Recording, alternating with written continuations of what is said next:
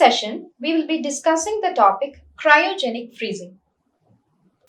Freezing method is any specific method employed for the purpose of low temperature preservation of fish.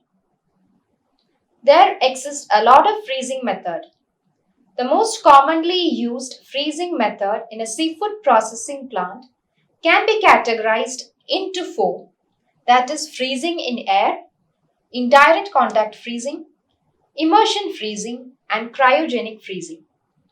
Even though the goal behind all these freezing methods is to preserve the fish at a low temperature, the method or the procedure and the principle behind each of this freezing method is different. So we will consider the case of cryogenic freezing. Cryogenic freezing is a very rapid freezing method which makes use of a cryogenic freezant for the purpose of removing heat from the body of the food product. This can be achieved by exposing the fish product either in an unpackaged condition or with the presence of a very thin amount of package to a coolant or a cryogenic freezant. This method might look very much similar to the liquid immersion freezing technology. But what makes this method different from liquid immersion freezing technology is the change of state of the cryogenic freezant during this process of freezing. The most commonly used food-grade cryogenic freezants are boiling nitrogen or boiling or subliming carbon dioxide. Now, this method is considered to be much faster than the air blast freezer, which is a method of freezing in air. And also, this method is considered to be moderately fast than the fluidized bed freezing method and also the liquid immersion freezer.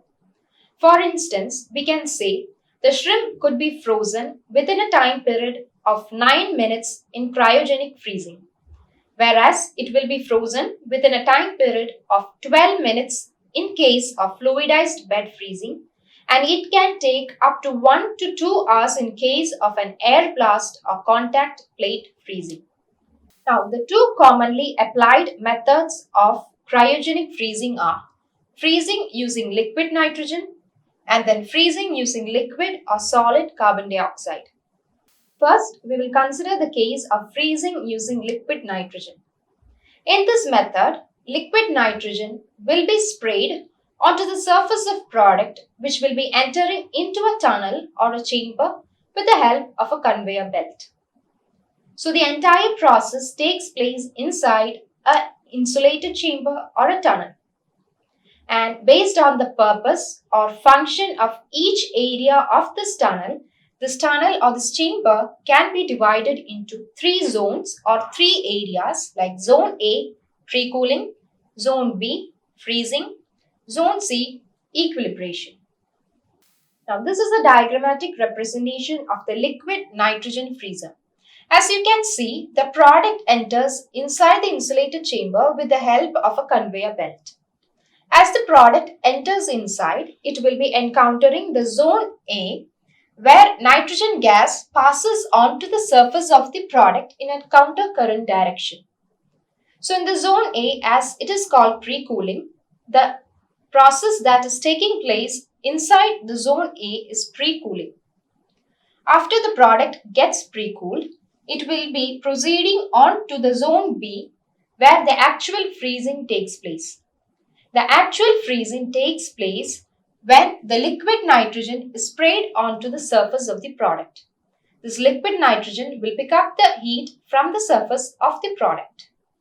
After this stage, the product will be advancing onto the final stage, that is the Zone C, which is called as the equilibration zone, where the product will be given sufficient amount of time to temper or equilibrate before entering out of the chamber.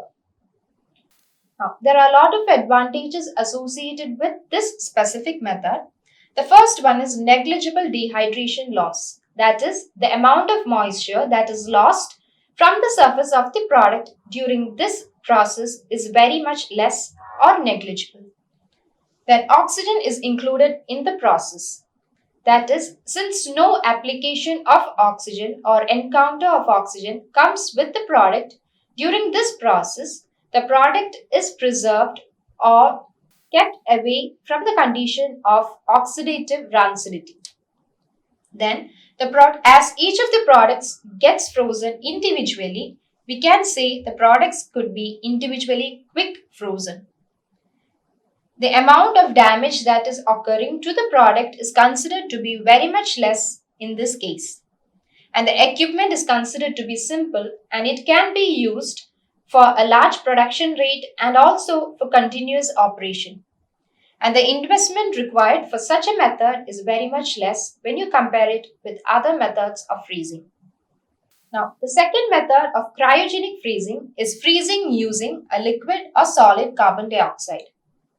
So, as in the case of liquid nitrogen freezing, this liquid or solid carbon dioxide will be sprayed onto the surface of the product when the product enters inside a chamber with the help of a conveyor belt.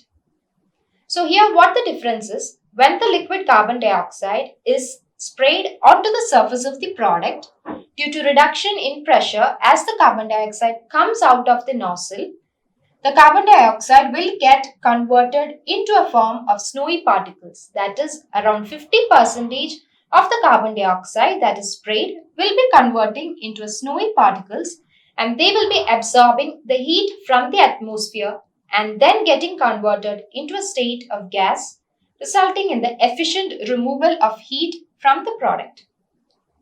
So freezing can also be achieved by exposing the product to a powdered solid carbon dioxide. Now, the disadvantage of this product is, in an unpackaged condition, the food product can absorb a lot of amount of carbon dioxide. It can even result in the swelling of the product. Now, this liquid nitrogen and liquid or solid carbon dioxide can be also used as a refrigerant or a freezant in fish holds. So, solid carbon dioxide can also be used for the transportation of frozen fish by air. Thank you.